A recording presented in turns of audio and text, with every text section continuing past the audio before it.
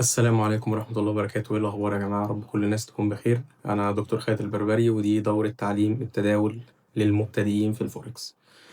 طيب، احنا هنتكلم النهاردة أو في الدرس بتاعنا النهاردة عن أهم المصطلحات اللي هتقابلك في المجال ده.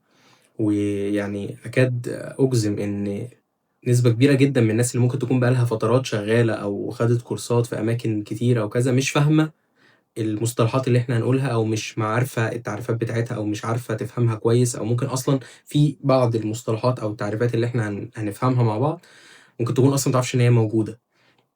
وده بصورةٍ ما بيسبب خساير لناس كتير، لإن هو مش فاهم فلوسه دي قد إيه، داخل بكام، خارج بكام، يعني في حاجات كتير هو مش هيبقى فاهمها. فخلّيك مركّز معايا أوي في الكام درس اللي جايين دول، عشان أنا متأكد إن أنت مش هتلاقي ناس كتير بتشرح لك الكلام ده، وناس كتير ما بتهتمش بيه أصلًا، ولكن هو من الحاجات الأساسية اللي لازم تكون أنت عارفها قبل ما تبدأ في أي حاجة ليها علاقة بالForex. فيالّا عشان ما نضيّعش وقت كتير مع بعض، ويالّا نبدأ.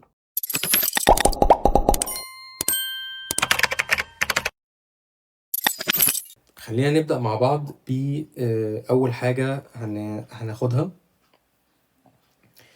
وهُم مصطلحين مهمين جدًا، هي حاجة اسمها الbalance، ومصطلح تاني اسمه الequity. طيب، أنت النهارده أول ما تفتح، خلّينا بس ناخد ده الأول كده، أول ما تفتح الMetaTrader، أو الMetaTrader ده الapplication اللي أنت من خلاله هتقدر تتداول، تمام كده؟ ده المنصة يعني. هتلاقي المنظر ده قدّامك، هتلاقي الشكل، الصورة كده قدّامك، وهتلاقي عندك شوية مصطلحات هنا: balance، equity، margin، free margin، margin level، وأرقام.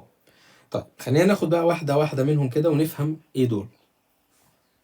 أول حاجة عندنا الbalance أو الرصيد، ده بكل بساطة الcapital بتاعك أو رأس مالك، ده الفلوس اللي حضرتك أودعتها، تمام؟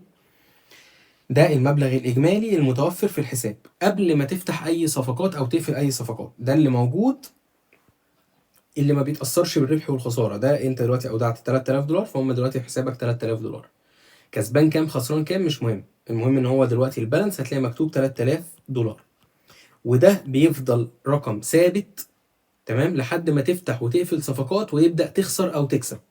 بناء على المكسب والخسارة الرصيد ده هيتغير. يعني لو أنا دخلت صفقات وكسبت $100، بعد ما أقفل الصفقة، بعمل كلوز للصفقة واكسب $100 بالفعل، تلاقي البالانس بتاعك اتغير من 3 ل $3100.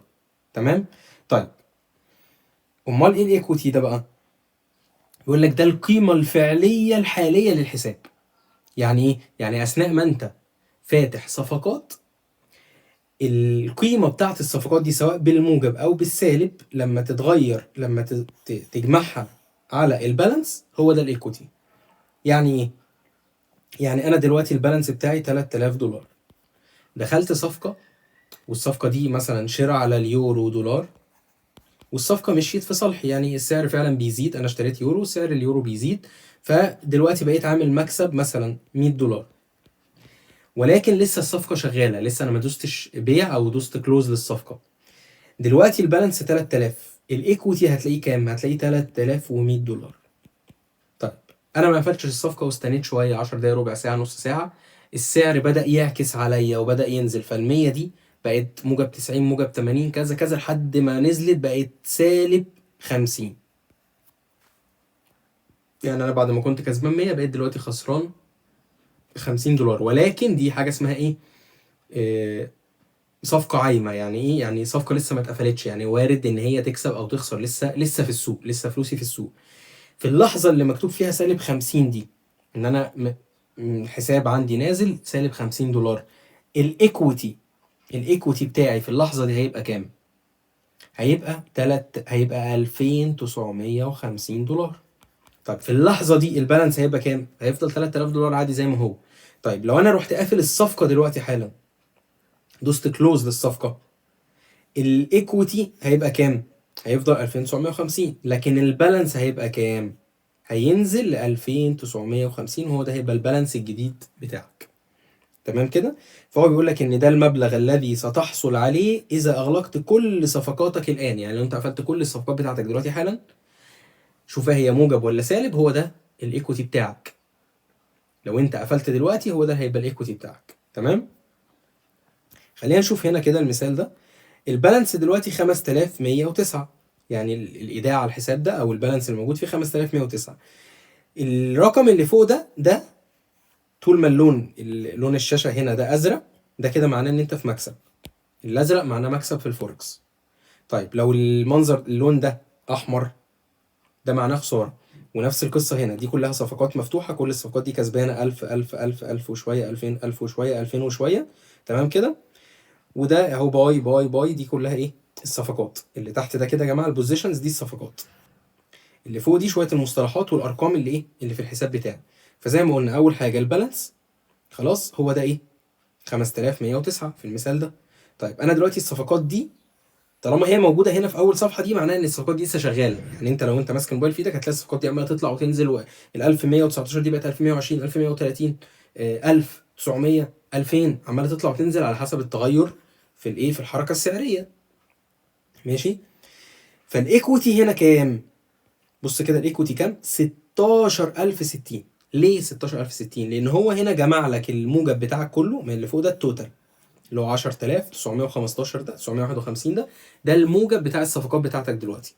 لو انا دلوقتي قفلت كل الصفقات دي، الارقام دي انا كسبانها، هتضاف على ايه؟ هتضاف على البالانس. يبقى الايكويتي هيساوي البالانس في الحاله دي. فهمنا؟ فليه الايكويتي دلوقتي 16 والبالانس 5؟ لان انا عندي صفقات لسه مفتوحه في السوق ما اتقفلتش، وبالتالي الرقم المكسب لسه ما دخلش حسابي.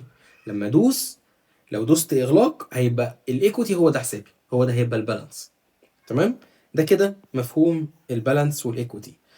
هنخش بعد كده على ايه المارجن، وايه الفري مارجن، وايه الليفل المارجن ليفل. فدي مصطلحات مهمه جدا، وزي ما قلنا في اول المحاضره دي، بنسبه كبيره انت هتكون ما سمعتش عنها قبل كده، او في ناس كتير جدا للاسف بتروح تدفع ارقام 200 و300 و500 دولار في كورسات، والله في شركات كتير موجوده يعني، واساسا ما بيسمعش عن الكلام ده خالص، ولا بيتقال له، ولا كانه عدى عليه. فاحنا هنشرحه مع بعض ان شاء الله، فخليك معايا في الدرس الجاي، وطبعا ما تنساش تعمل سبسكرايب عشان تتابع كل الدروس اللي احنا هننزلها. وشكرا والسلام عليكم.